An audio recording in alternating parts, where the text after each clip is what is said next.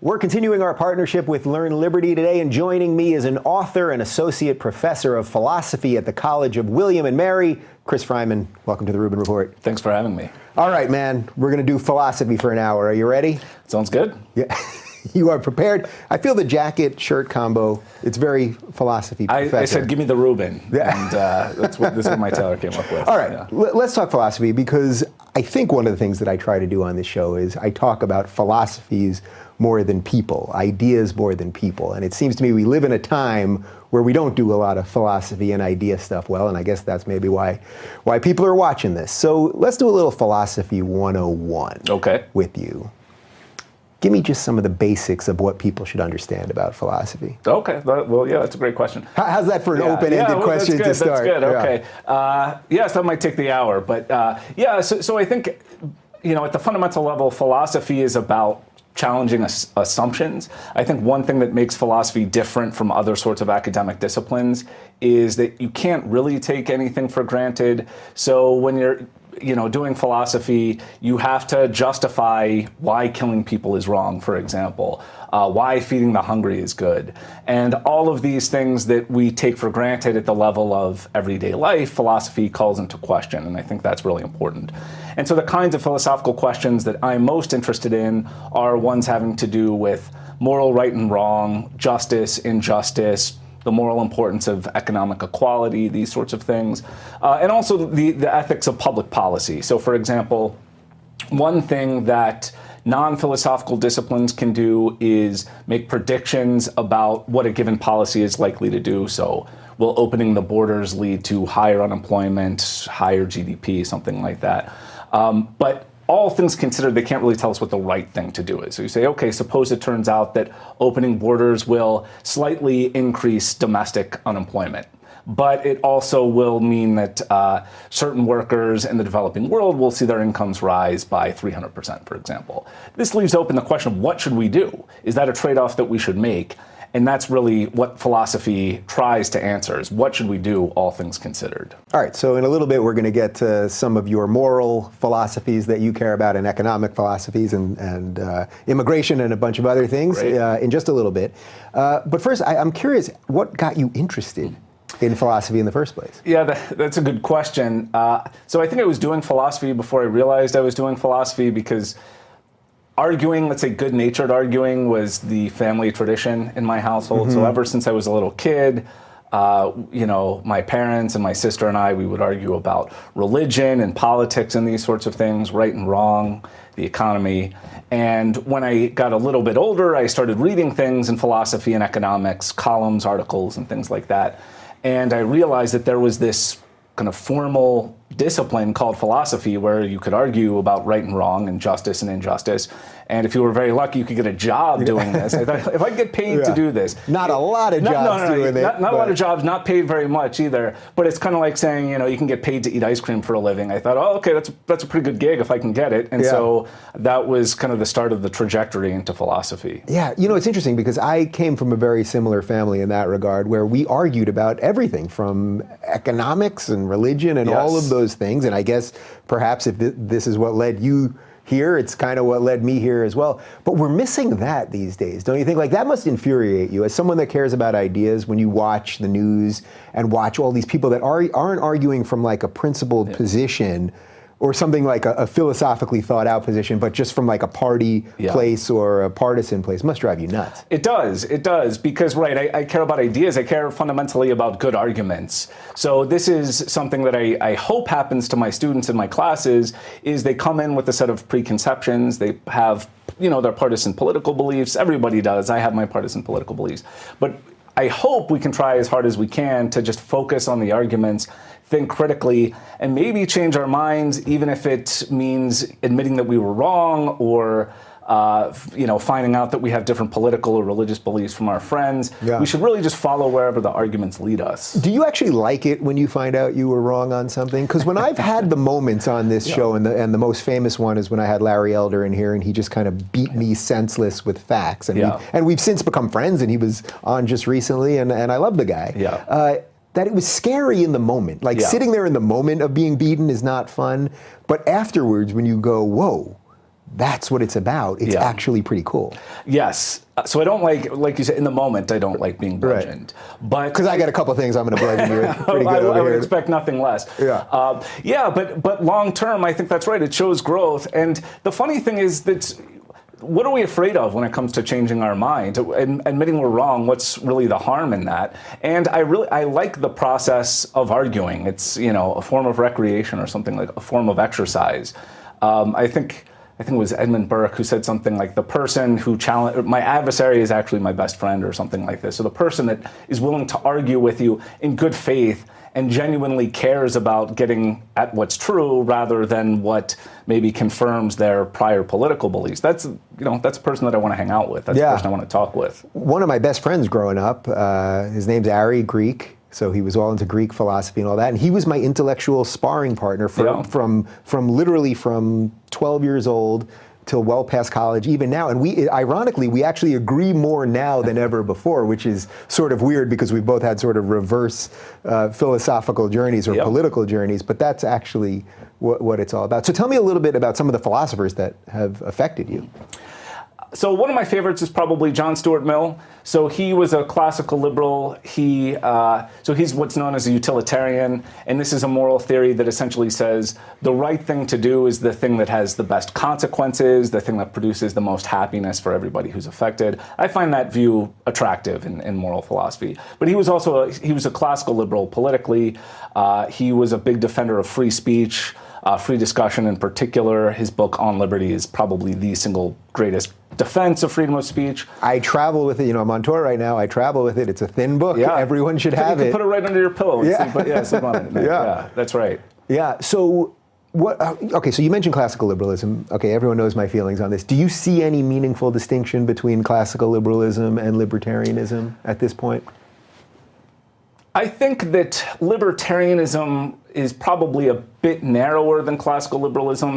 But this is a matter of debate. I don't have a very firm opinion on this. But when I think of a libertarian, I think of somebody who says the state should do the following three things: have a court system, have police force, and maybe enforce contracts, something like that. No more. Maybe some kind of very small social minimum, Milton Friedman negative income tax type thing. Mm-hmm. Whereas I think classical liberals are more friendly to a more active state. But I would also say that I'm happy to say that libertarians are part of the classical liberal family. Yeah. It's funny because I had Don Boudreau in here a couple weeks ago talking about this, and I fall on that path where the more I go down the libertarian route, I really like that line of thinking. I still think there's some utility of the state, but I think the more that you have these conversations, for me, I'm finding it harder and harder to defend anything related to the state, which is I guess I'm taking a philosophically fair approach to this because I'm taking in new information. I'm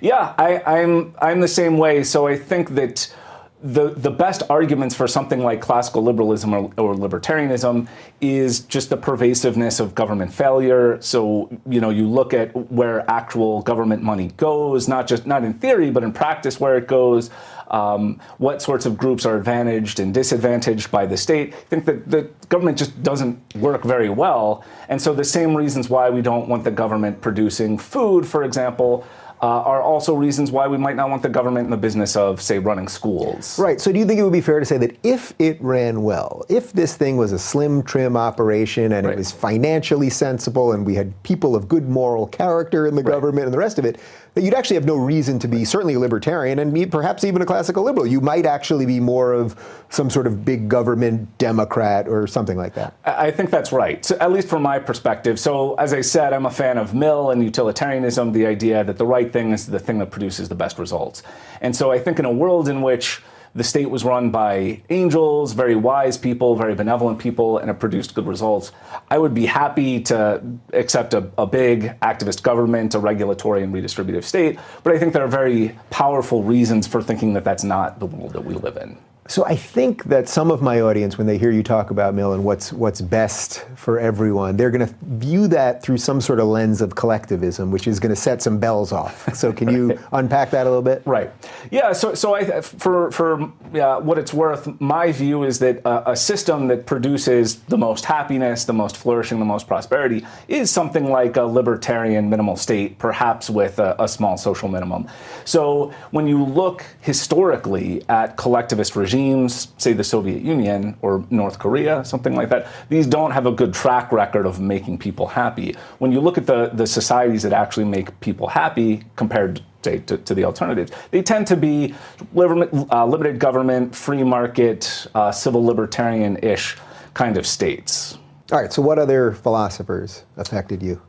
You're one for one. I mean, you gave me John Stuart Mill right up the top. I'll give you somebody who you might not like, although you might not be familiar with him, Peter Singer, who's a contemporary utilitarian. And a lot of people, I think a lot of classical liberals and libertarians aren't big fans of his, although I think they need not be fans of his. So he's famous for a number of things. He has a number of very controversial positions on a lot of things. But one of his more famous thought experiments involves you imagining that you're walking somewhere and you pass a small child who's drowning in a shallow pond, and you can save this child at a very low cost to you. All that's required is that you step into the pond, get your shoes muddy, and pull the child out. But this means you'll have to spend, I don't know, $100 on new shoes. And he says, clearly, the sacrifice of $100 worth of shoes is worth saving this child. And so this suggests that we have strong obligations to make personal sacrifices for the betterment of the world's poor. And I think that's right, as at the level of moral principle, for example. But I think a lot of libertarians and classical liberals worry that what this is going to mean is we ought to have large welfare states, we ought to have billions of dollars channeled into foreign aid and so on, and I can understand why they make that leap, but I don't think that follows, especially, again, if you look at the track record of whether or not the government does a good job of helping the poor, and I think it generally doesn't. Yeah, so, and I definitely want to get to your thoughts on that. So do you view that sort of as like, that's sort of like a micro-macro argument, that at a micro level, yeah, you'd probably do it, like I'm sure if either one of us were walking down the street, we wouldn't care that much about our shoes and able to save somebody, but at a societal level, which probably gets to a lot of your economic arguments as well. The more that you keep giving over to society, the more that it keeps taking, in essence. Well, so I think as individuals in their private lives, if they do a good job of, say, researching which private charities do a good job of alleviating poverty in the developing world, and I think there are some, then we would have, in some sense, a societal obligation to help, just in the sense that most people of means have this obligation to, say, donate some of their paycheck to the Against Malaria Foundation, for example. But I think that doesn't justify saying we want the state in the business of redistributing income on a global level, if only because it just doesn't do a very good job of it and oftentimes makes poverty even worse. All right, so you are a blogger at Bleeding Heart Libertarians. Yes. Now, I've seen the site before, and I checked it out again before you got here. But I thought, all right, the phrase "bleeding heart libertarians" that sort of sounds like what a classical liberal is like, right? We got a little more heart, in essence, or we're okay with a little more state to hopefully make sure the people who need it the most are okay. But I think a lot of people will see those terms at odds: bleeding heart libertarian. Yeah, and that's a great point too, in light of the conversation about Peter Singer, because I do think that we have, and I think a lot of classical liberals agree that we have this strong obligation to uphold political institutions that work particularly well for the poor. And this isn't just, even though the term bleeding heart libertarians is new, this isn't just something that popped up in the last 5 or 6 years. If you go all the way back to Adam Smith, he has this argument about the division of labor and free trade. He says, you know, you sitting at your desk trying to make pins all by yourself, maybe you could do 2 or 3 in a day. You have a division of labor where one person's straightening the wire, the other person's putting the pin on the wire, and so forth, makes us massively more productive than we otherwise could be. And then through free trade, everybody's welfare is increased. But he stresses that this is particularly good for the poor, because he says a society in which we're very productive and we have this abundance of material goods is a society in which these sorts of goods are going to be a lot cheaper. And this is, in fact, what we see. And so a society in which the real price of not just necessities, but also things that we might consider luxuries, like smartphones or something. A society that makes those abundant and cheap is a society that's very good for the poor. So I think a bleeding heart libertarian or classical perspective is hundreds of years old, although we haven't done a good job of marketing ourselves, perhaps. Yeah. How would you actually define what good is? I mean, I know that's a tough one. Yeah, so that's a big question. So here's the evasive answer: is that it depends on which philosopher you're talking to. Right. So yeah, so some philosophers think that. So Mill has this view that the good consists of pleasure, but it's a sophisticated view where some pleasures are of higher quality than others. So if, I don't know, you have pleasure as a result of shooting up heroin, and that's equal in intensity and duration to the pleasure that you get from reading Shakespeare, there's something qualitatively better about the Shakespeare than the heroin. And so that's his view, is that it's a life of pleasure, but where you have these higher and lower pleasures. Other utilitarians think all pleasure is created equal. Other people have maybe more complicated views where a bunch of stuff makes a life good. So it's pleasure, it's knowledge, it's living a morally virtuous life, and so on. And this is a debate that we've been having for 2,500 years with no end in sight. I sense I know where you stand on that, but do you want to elaborate on that a little bit more? Well, so I think that so it's a good question. As long as you're here. Yeah, no, as long as I'm here. So what is good? Well, so I think the good for a particular person is probably what a philosopher would call the satisfaction of your informed preferences.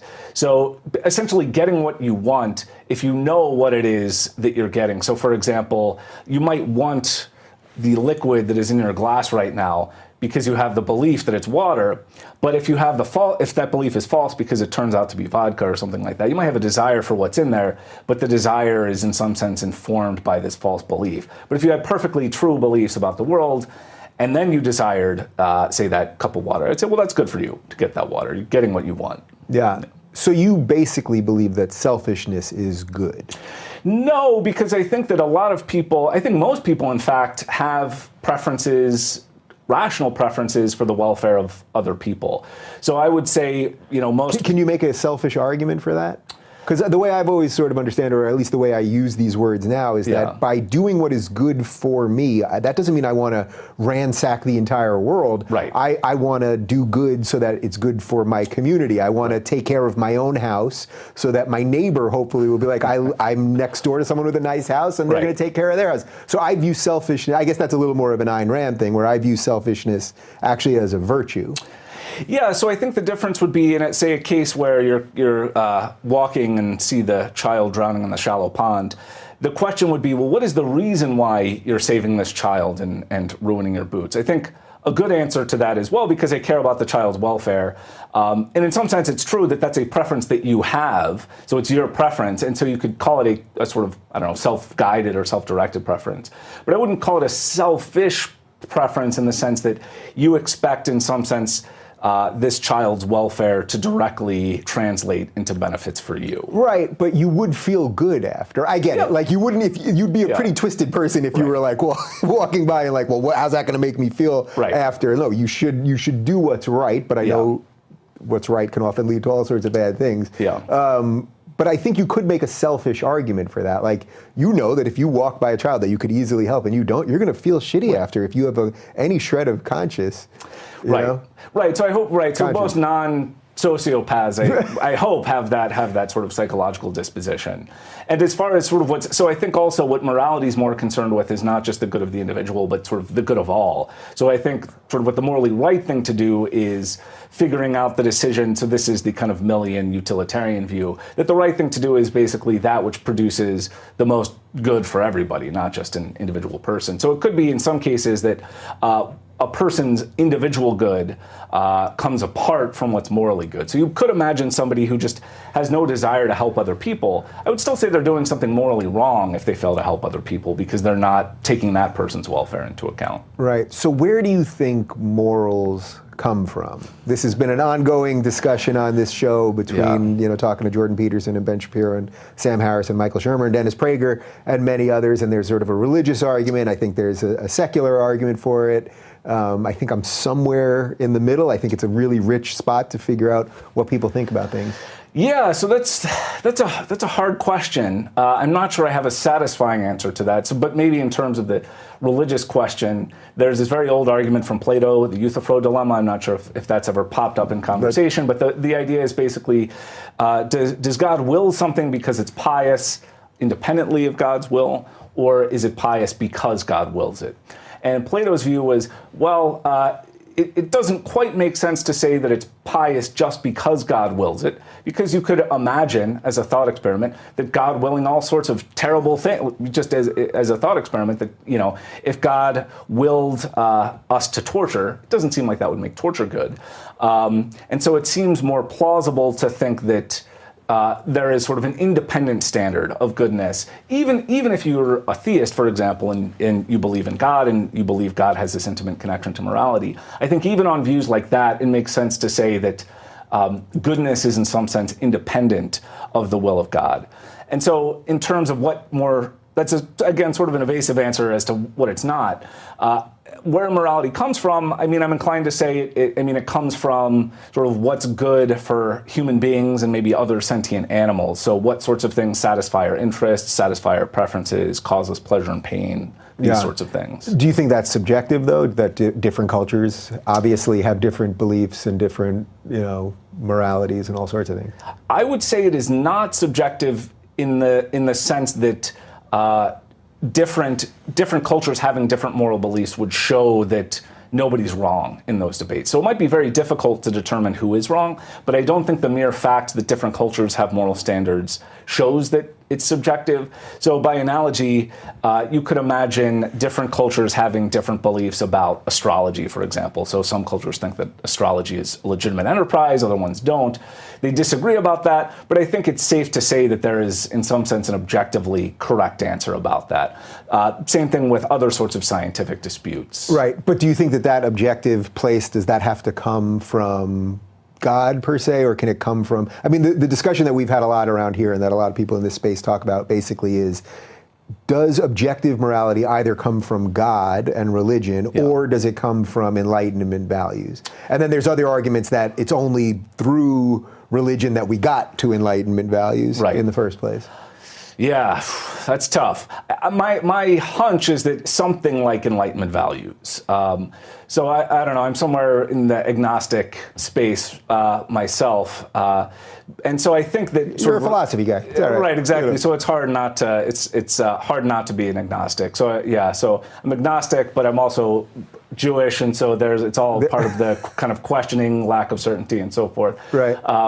So I think that there's enough reason to think that we have objective morality, even if you're not certain about the existence of God, we shouldn't worry that morality is going to collapse if people become atheists and agnostics. Right, because when I've had this discussion, usually with conservatives, they love to say, well, God gave us morality, you know what I mean? Your rights come from God. And for me, it's like, I think you have, whether they're God-given rights, or it's your right, freedom is your right as a human being. Yeah. Or as Optimus Prime said, freedom is the right of all sentient beings. You know what I mean? Like, I think you are born free. I just think that's a humanistic approach, or you're born free. The government can take away your freedom, but it doesn't give it to you.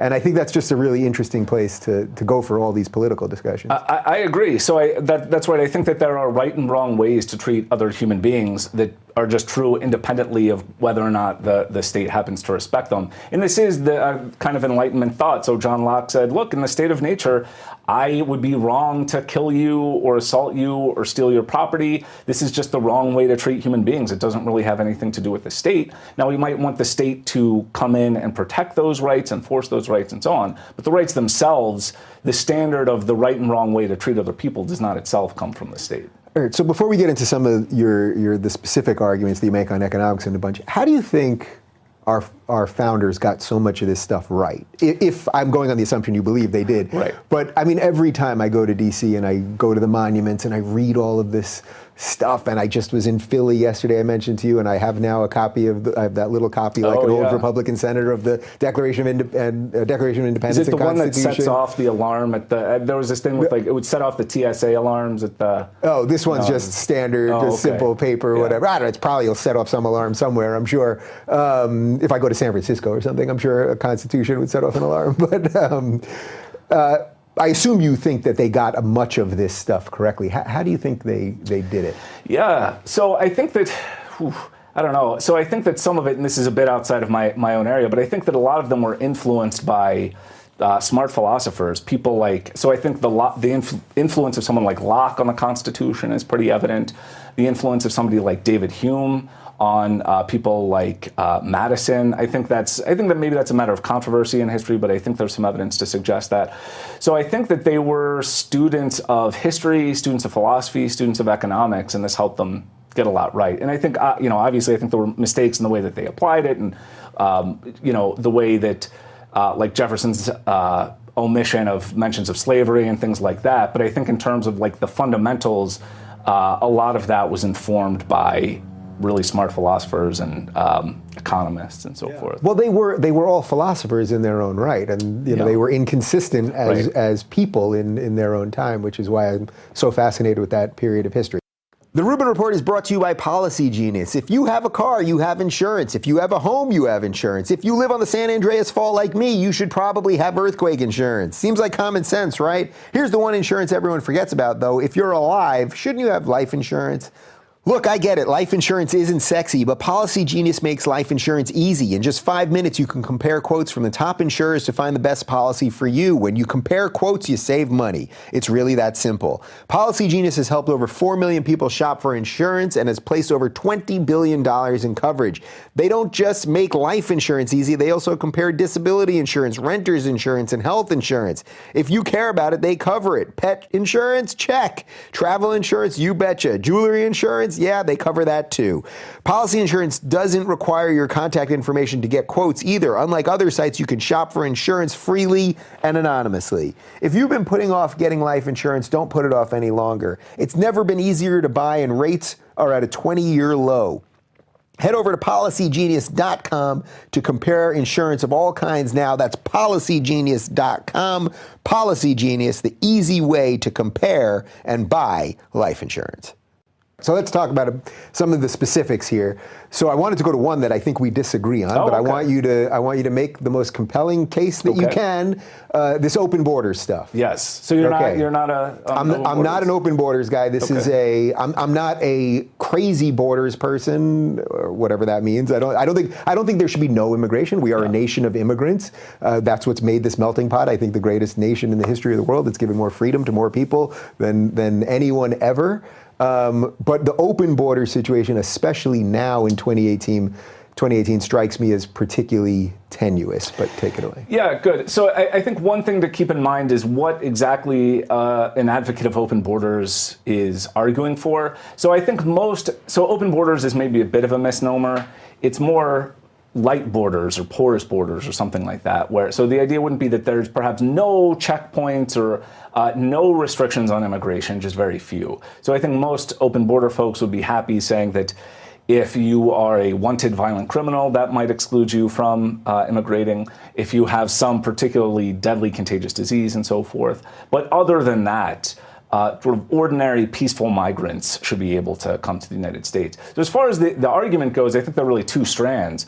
One is just that the economic benefits of immigration are huge. So the most optimistic estimates say that we could potentially double world GDP by opening borders. So we've done a pretty good job opening up trade. We've done a much worse job opening up borders. But in terms of the productivity gains, it would be incredible, better than anything else we could do. And this goes back to what I was discussing earlier with our obligations to the global poor. Foreign aid doesn't have a good track record. Military intervention doesn't have a good track record. But allowing people to move from places with low wages to higher wages is by far the best anti-poverty tool that we have. So if we were going to get into the nitty-gritty of some of that, what do you actually have to do then to secure the borders?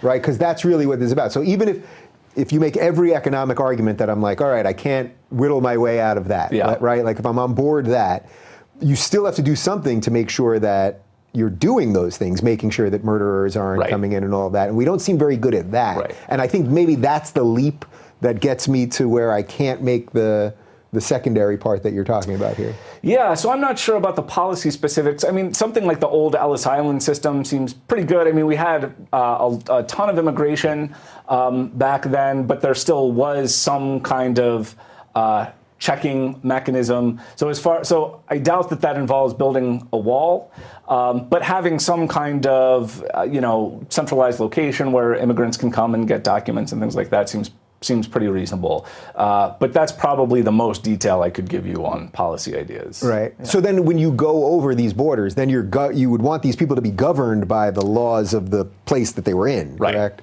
That's right. Yeah. Yeah. So I would be happy to allow ordinary peaceful migrants to come in and then apply for U.S. citizenship. Just make it pretty easy to do that. Right. Is this though a tough one for a guy that doesn't trust the government that much? Because that's what's ringing with me here. And when I've heard this argument, it's like, all right, wait, if you don't trust the government, well, then why do you think the government would be able to vet people properly? Especially because we now see what's going on in Europe, where they've vetted people very poorly and have had very porous borders. Yeah, so this might, so I don't know. I think, though, if you're a skeptic of the government, so presumably you're a free trade advocate, you like trade across borders, you wouldn't be happy with governments micromanaging trade across borders because you're a skeptic about how well the government works, as am I. And for the same sorts of reasons, I'm skeptical. So I think if you're worried about the government working well, that's all the more reason to get it out of the immigration regulation business. So it might, I think you're probably right, it does a bad job of a lot of stuff, almost everything. And so the standard here is not going to be perfection, but just what's the best alternative, heavily regulated immigration or lightly immigrated regulation. And I think all things equal, lightly regulated immigration will probably be better. And let me give you another argument, too. So this, again, is maybe a more libertarian, classical liberal argument for immigration, but it just seems like people have a right to move across borders. So, for example, if I don't know, this table, for example, were divided by some kind of border, and I said, well, look, I want you to come over to my side and rent my house from me, or work in my business, or join my religious congregation, and you said, okay, I do want to do those things, and we both agree on this, we agree on the terms, and then the state sort of intervenes as a third party in this, what this philosopher Robert Nozick would call a capitalist act between consenting adults. It seems like they would be violating our rights to associate with one another on free terms. And so I think there's a reason to think that border controls violate people's natural rights. Is there also some inherent problem, though, that let's say most of the Western societies, the freest societies, got on board this? Well, then they would end up being flooded with people where maybe the economics don't work out.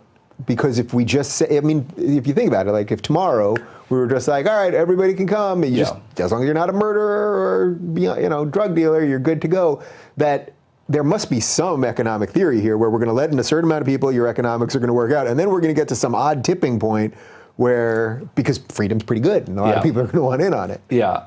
So I think there are a couple of things to say. So one is just I think that problem to some extent would be self-correcting. So if you think that a lot of the pressure to migrate is economic, so people are moving from low-wage countries to higher-wage countries, well, as you had more and more people enter the higher-wage countries, this would increase the total number of workers, which would probably start dropping down their wages, and so you would probably see less motivation to move. I think that's one thing. But as a concession to this worry, what I would say is, well, we could do it slowly. So for example, if we're really worried about these effects of dramatically increasing immigration overnight, what we could do is just increase the limits on immigration by, I don't know, 10% every year or something like that, and take it slowly and see where it goes. We wouldn't have to push the button, open the borders overnight if we have this worry. Yeah. What do you think is philosophically the soundest way to deal with the people that are already here? So I am an advocate of the view that you don't have an obligation to obey unjust laws. And so I think that our immigration laws are unjust. So I think people who came here, even against current immigration law, I think they should just amnesty, full citizenship. That would be my approach to that. Huh. Yeah. All right, we're not quite there on that, but it's all good. It's all good. That's what it's all about. Let me ask you this. Yeah. So you're not a fan of the drug war? No, I'm not a fan of the drug war. So suppose we have somebody who, I don't know, is in jail for selling marijuana or something like this. And then suppose that, so they're breaking... Who was a citizen of the United States. Who was a citizen of the United States, but who broke, say, current drug laws. Yeah. Do you think that they violated some moral obligation that they had not to break U.S. drug law, or do you say, well, look, it was a bad law, so they didn't do anything wrong? Well, partly I think it would depend on the specific offense. So whether they were using drugs or selling drugs, I would see a distinction there. So if there's someone and there are people that are in jail for using drugs right now, for using pot, I think those laws are unjust, and I would want to do everything I could to reverse those laws and reverse the prison system, the justice system, and all that. As far as the dealers, you can't until we fix these laws and figure out what actually is fair and change some classifications on marijuana and a bunch of other things. It's tough. I think it's tough. I don't think you can free drug dealers per se. Okay. Even though you don't think they did something that should be against the law. The people that are doing the drugs, I think you have a right to do with your body as you see fit. But again, if you break a law, you have to, like, I would change the laws, is what I'm saying. But if you break a law, then you have to suffer the consequences of that. So did that all work out? Yeah. Well, but so I'm curious, I don't know, forgive me for pressing you on this. But so suppose you have a drug user who's convicted of this offense and they're in jail. But suppose they can escape from prison harmlessly. Do you think they would be doing something morally wrong by escaping from prison? All right, so this is a good little, we're doing a little philosophical game here. This is what you do. It annoys my students. So this is great. I mean, this is what it's about, right? So, let's say someone was smoking weed at home. Cops bust in, they're thrown in jail for 3 years. It's year 2, and they're going to pull a Shawshank and get out of there. Right. Do I think they're morally, the question is, do I think they're morally right for doing it, or can that be morally justified? Yeah, is it morally, so would we morally criticize them if, they pulled a Shawshank where they escape through the wall or something like that, and they don't harm anyone, they just leave, because they say, I was convicted of something that ought not be a crime, so I don't owe any moral allegiance to that law, and so I'm just going to escape. Would you, if you hear about this story, do you say... I'd be rooting for that guy. Okay, yeah, I would be rooting for that guy. So that's kind of my perspective on immigration, that I think that it's an unjust law, and so just as people aren't under an obligation to obey the state with respect to the drug war, I don't think people are under an obligation to obey the state with respect to immigration. Right, so I guess our sort of disconnect on this is just the unjustness of immigration laws versus drug laws. Right. So if you think that the law itself is not unjust, then my argument won't have any kind of grip on you. I'm not saying our immigration laws are just, by the way. I just think that especially now, also just because of terrorism and people move, and just when you see what's going on with Europe, and because it hasn't just been people trying to get over for humanitarian purposes. We know that there's a lot of migrants and all sorts of other people, and then assimilation problems, and then welfare state problems. Like, it just seems like it's become this massive thing that most of Europe would probably do it very differently if they could look back 8 years ago, right? Yeah, so as far as the terrorism point goes, I mean, I think if somebody is a wanted terrorist or a suspected terrorist, that's a perfectly legitimate reason not to allow them in. I'm less concerned about the assimilation concern, the welfare state concern. So as far as the assimilation worry goes, I mean, a lot of the evidence I've seen suggests that the political values of immigrants, and especially second-generation American immigrants, is almost identical to the political values held by native-born Americans. And as far as the welfare state concern goes, I would say we have lots of other freedoms that can potentially increase the cost of the welfare state, and we're okay with people exercising them. So, for example, I don't know, we allow people to choose their own profession, for example, in the United States. And so suppose you have a student who says, here's what I want to do with my life. I want to become a philosopher. You say, well, that's a dicey career choice, not a lot of money in it. Who knows, maybe you'll end up on unemployment. And this will, in fact, increase the cost of the welfare state, because now you have this person on unemployment because they chose to become a philosopher with their life. We say, well, we let them do that. We let them exercise that freedom to choose their occupation, even knowing that this might increase the costs of the welfare state. And so I think you can make an analogous argument about immigration. If you think it's a right, an important human freedom, then you say, well, this is sort of the price of respecting rights and respecting freedom. They sometimes can impose costs on third parties. Yeah. So if all these people come here, then what duty does the state have to make sure that they don't just get here and can't do anything, and then more crime comes and drugs and the rest of it? Yeah. Is there a responsibility for the state at that point? I'm not sure that the responsibility of the state to immigrants is different from their responsibility to citizens. So I think I mean, there's also a question of what we would do in the ideal world versus the real world. So you say in the ideal world of somebody like Milton Friedman, the welfare state is much smaller. Maybe you have something like the negative income tax. This isn't the world we live in. We have over $1 trillion of redistributive spending every year. I mean, I don't, so there are two separate issues. So one is this empirical claim about whether immigrants tend to consume more in government services than they pay in taxes. And it seems like the fiscal effect is pretty moderate. So some estimates say they do in fact raise fiscal costs a little bit. Others say no, in fact, actually they're a net benefit because a lot of new immigrants aren't consuming a lot of government services and so forth, and they're paying sales tax and things like this. But I think again, this is like a concession. If you really have this worry about the welfare state, we could say, well, maybe this is not my view, but if this is what it took for me to get you over to my side, I'll give you this concession. We could say something like, you have a 5-year waiting period before you have access to unemployment benefits and whatnot. I would take that over border closure if those are the only two options on the table. It's tough being intellectually honest, isn't it? Because you have to concede things every now and again, which you just don't see people doing anymore. So it seems like doubly. This is just a ploy to get you and your viewers to come over to my side. So yeah, I don't care so much about the honesty. Just get people on the open border side. All right. So you've argued that inequality of income isn't the real issue, but poverty is the real issue. Right. Let's get into the weeds on that. Okay, good. So sometimes you'll hear, sometimes philosophers, but oftentimes politicians, they'll make statements like 2% of American earners have 40% of the country's wealth or something like that. And from here, we're supposed to infer that some injustice has occurred because there's this large inequality. And I think, there might be an injustice there, but we can't tell strictly on the basis of the inequality. So there's a philosopher named Robert Nozick who famously said, what matters isn't so much the income distribution that we end up with, but how we got there. So if somebody has a huge amount of wealth, but they got it through theft or they got it through lobbying the government for special privileges, this is very bad. This is something that we shouldn't encourage.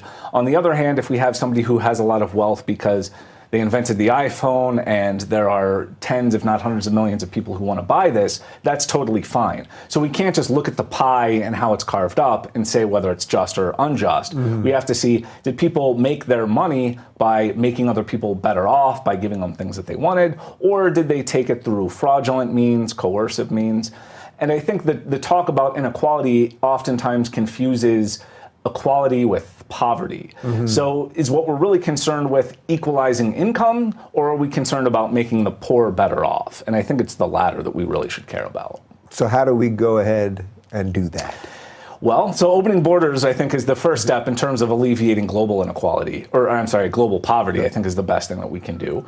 I think domestically, there are a lot of government policies that really do harm to the most disadvantaged groups. So I think opening up school choice would be a great idea. I think ending the drug war would be a great idea. I think ending occupational licensing would be a very good idea. So enabling people to work in certain industries or start their own business with a lot less red tape is a very good idea. But then wouldn't barbers be stabbing people with scissors? No, I know. Well, this is what I say. There are some states where you have to get a license to shampoo people. Yeah. But I shampoo I'm taking this huge risk. I shampoo my hair every morning. You're doing this unlicensed? I know. I probably shouldn't say that on this, to your viewers, but I do.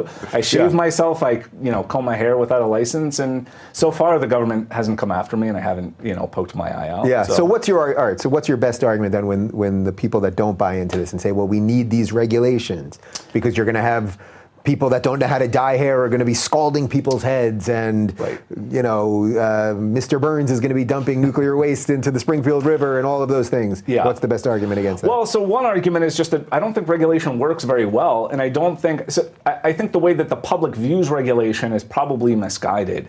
So I don't think that regulators are bad people, but I think if you examine the ways that regulations are formed and operate in the real world, it's oftentimes to protect the interests of the industries that they're regulating. So this is what's known as regulatory capture, where regulators aren't always looking out for the public interest, they're actually looking out for the interest of people in that industry. So financial regulation is a case of this. You have lobbyists who might be friends with people in the financial sector, they want to work in the financial sector later, or vice versa. and so they're often very friendly to the very people that they're regulating. And as far as the worry about scalding people and so forth, I think that competition itself is a kind of regulation. So in the case of school choice, it's true you might have very bad charter schools, for example. But again, the standard here is not perfection. The standard is what's the alternative. So we have public schools that are terrible. Yeah. But charter schools have this advantage of enabling people to choose. So if you go to a charter school that's failing, you can pull your kids out and put them somewhere else. And that's a kind of regulation in the sense that it provides incentives to the providers to supply good service. So it's almost like we should rely on self-regulation instead of or not external even, regulation. Yeah, not even self-regulation in the sense. So this is something that comes up when I argue with people. Is they think that I have this view of private business as being sort of benevolent, where they'll just take care of themselves out of a sense of the public interest. I think maybe to some extent that's true, but it's more the kind of Smithian insight, where if you have providers who are competing for my business, they don't have to care about my welfare directly or the welfare of my family, but they might just want my money. And that itself is an incentive for them to provide good, safe service. So in a sense, it's competition for dollars, competition for customers that acts as the regulation. So I think the market as a whole is self-regulating or self-correcting. Yeah, so you're also a universal basic income supporter. Yeah. Now, usually this is a idea that comes from economists on the left. I've heard some interesting sort of libertarian arguments from it, from people, but what is your take on this? So this goes back to the idea that it is important to take care of people who are in poverty or who might have fallen on hard luck and need some help getting back on their feet.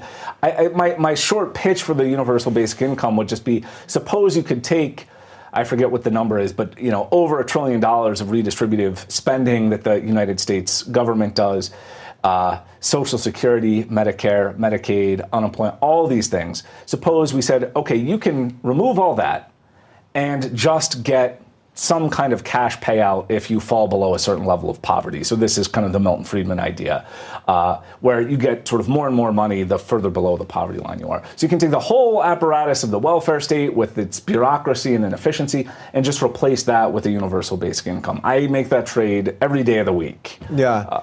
Do you think that would disincentivize people to actually, the people that are right above that marker? I mean, do you know where you'd put that marker? Right. So I don't know. I don't have the specifics of where I would put it, but the idea is that so the way that Friedman structured the idea of the negative income tax is that you would still get more total income by working and making more money. So you would see some decrease in the cash grants that you get from the government. But it wouldn't be so massive as to disincentivize. So they would be trimmed, but they wouldn't be trimmed so much that you have no incentive to go to work. Yeah. Do you see that as just like some sort of inconsistency with the way that you generally view government? Because you're obviously not a big government guy, right? And yet this is something that's really, like, I would view this as something that this is like government should have no place in giving that much to people. Like, it's kind of shitty. Like, I'd love to figure out better ways to help people who need it the most. But the idea of giving more, I just don't know that there's evidence that it works.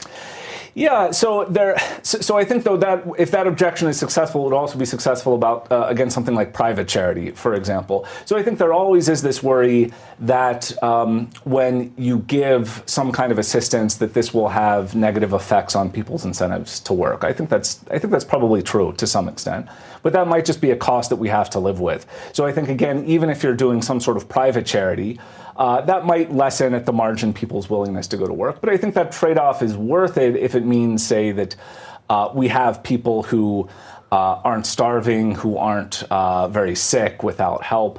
But so again, a concession that I will make is I think by and large, private charity will work much better than sort of state bureaucratic charity. Yeah. Or transfer programs. At some philosophical level, doesn't that also make people feel better?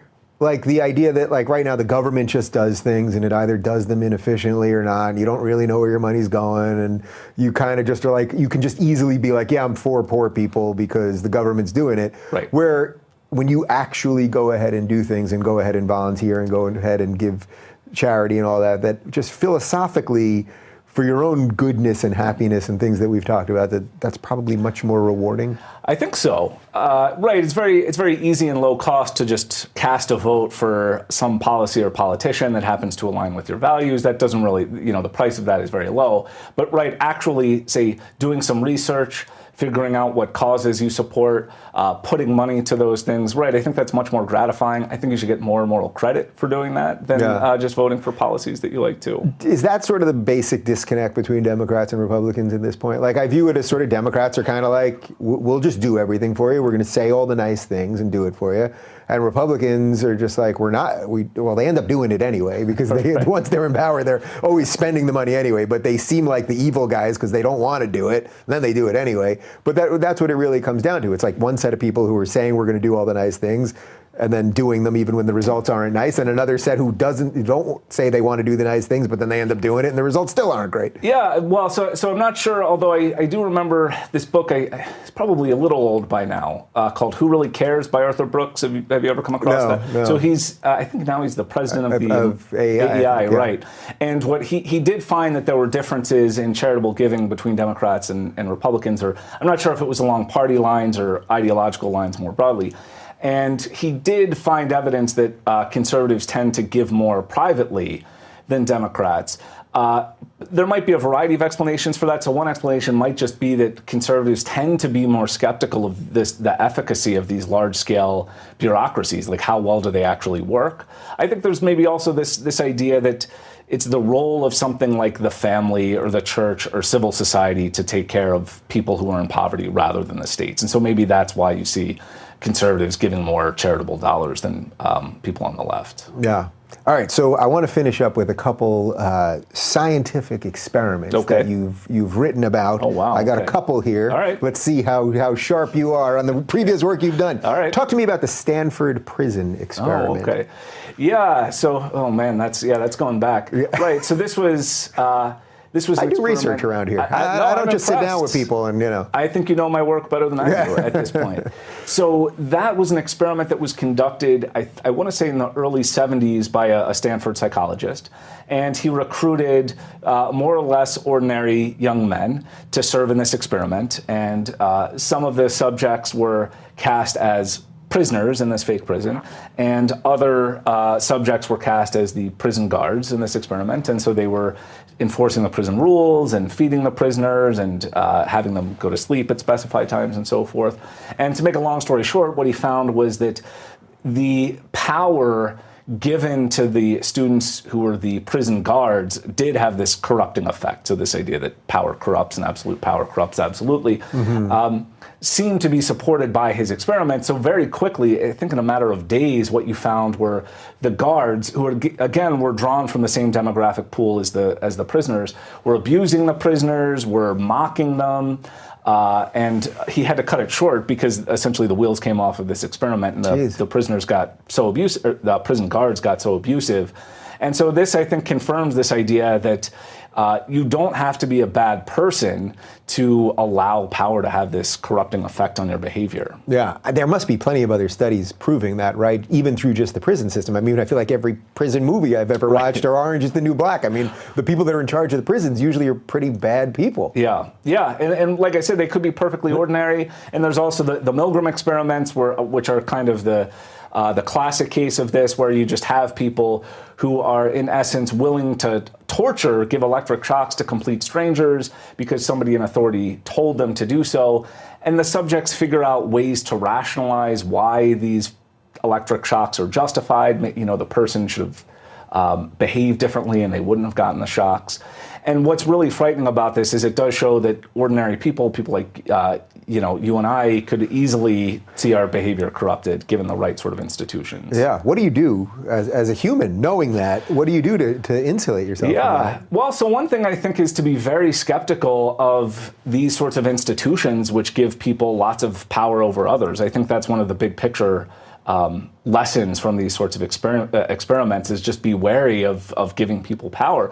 On an individual level, knowing about it, I think, helps a little bit. But even more than just knowing about it, I think practicing it. So when you know that you're in a position, say, to do something wrong because you feel the social pressure to do it, on a small level, just try to resist that impulse and actually do the right thing. So I don't think it's the sort of thing that you can condition yourself to do overnight to resist malevolent authority or resist becoming a malevolent authority. But you could take small steps. It's like practicing an athletic skill or something like that. You don't try dunking a basketball the first time you pick it up, but you take these small incremental steps and you get better and better. Hopefully you build character traits, and then maybe resist it when the situation becomes more dire. It's interesting because that sort of reminds me of the way that we see virtue signaling happening on social media these days. It's not that we're all deciding we have this power and we can shock somebody, but it's like you find someone halfway across the world who says something you slightly disagree with, even though you've never heard of them before. You start seeing the mob go at them, and then next thing you know, you ratchet up more, and then someone else ratchets it up more and ratchets up more. And it's all done in the name of being good, actually, the way you're trying to shame and destroy this person. Yeah, they're right. There's something kind of psychologically gratifying about being part of a moralizing mob, and I think that's an impulse that does have to be resisted. Right, so it's virtue signaling. It's not actual virtue. It's not actual virtue. Right, exactly. Actual virtue would be saying something like, "Well, I think everybody here is wrong about what the right thing to do is here." Yeah, that's usually a pretty lonely guy. That's true. That's true. All right, one more. Sure. The Asch conformity experiment. Yeah, so that's along the same line as the Stanford prison experiments and the Milgram experiments. In this, I think this was one of the originals. It was in the 1950s, and subjects were given a board which had lines of different lengths on them. So like there was one that was very long, one that was moderately long, one that was short, for example. And then they were given another line that they were told was the same length as one of the lines on the other board. And it was very obvious. So it was like, this was a very long line over here, and there was a very long line over here. They were clearly the same length, but they were surrounded by other lines of various length. But it was just this very easy test. And so they asked subjects, well, which line over here is the same length as this line over here? And everybody knew what the correct answer was. But the twist of the experiment was the experimenter would bring in Confederates who would lie and give the obviously false answer. So they would say, oh, in fact, it turns out that this short line over here is the same length as this long line over here. And what they wanted to test was whether the genuine subject would conform to the mistaken group judgment, which they knew to be clearly wrong, or would they stick to their guns and say, no, everybody in this room is wrong. Mm-hmm. It's clearly, this line here and everybody else made a mistake. And the depressing result is that many people would not just conform once, but would conform over and over again to the judgment that they knew was wrong. And even people who sometimes broke from the group would have at least a couple of answers where they conformed to the group answer. So is that just sort of basic built-in DNA that just certain people are going to stand up for what they believe and what's right and what's true, and just most of us aren't? Or is that, can you really... I don't know. That's a good, like Steven Pinker question. That's it. Maybe. Yeah, I don't know. Right. I believe Pinker would say something about a blank slate. Yeah, right. So I'm not sure. Right. He might say it's something close to our DNA. I'm not sure. It's interesting when you read testimony from people in the Milgram experiments. There were some people who just refused to deliver these shocks to people, even though there was a lot of pressure on them. And it seems like some of them had life experiences that really discouraged them from obeying the authority. And it wouldn't shock me, no pun intended, if there was something like that going on in these conformity experiments where maybe people have seen the malevolent effects of blind conformity and this motivated them to do it.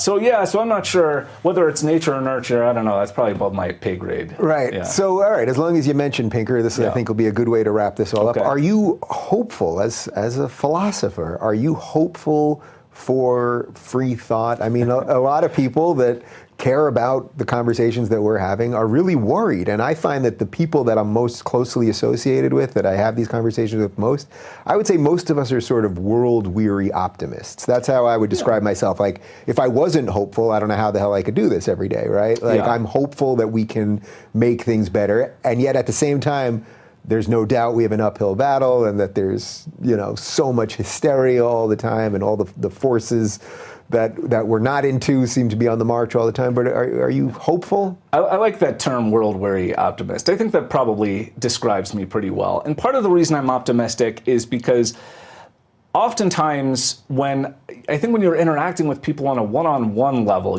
you're more likely to have a civil, productive discussion about controversial topics than when it's like these huge Like you just gave this talk, I think recently at a college, and you got. Heck, you could probably give me an hour of philosophical that's right. beatdown on that at University of New Hampshire. Yeah. Oh, okay, right. Yeah, and so I think in those, so talking about like virtue signaling and a mob mentality, I think those sorts of settings are conducive to that. I think oftentimes when you're just talking with a person over a beer, you might have completely different politics than they do, but it's kind of a non-threatening, sort of friendly situation. I think people's guards go down a little bit more in those sorts of situations, and you can actually have a conversation about controversial topics in good faith.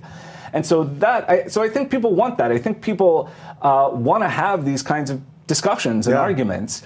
And it might be the people who are least friendly to that sort of thing get the most visibility or get the most publicity. But I think, if you took an average person off the street and you said, hey, let's grab a beer and talk about politics, it wouldn't be nearly as bad as, doing it in front of 50,000 people. I agree, and that's why I said the thing about the 80% before. And I think in summation, you believe that beer is the great philosophical equalizer. Maybe bourbon. I'm not really. Oh, you're more of a. Yeah, no, not beer. You've got this great thing over here. So so bourbon whiskey. On that note, we should wrap this up and see what we can do with the bourbon. All right, for more on Chris, check out cfryman.com, which we'll link to right down below.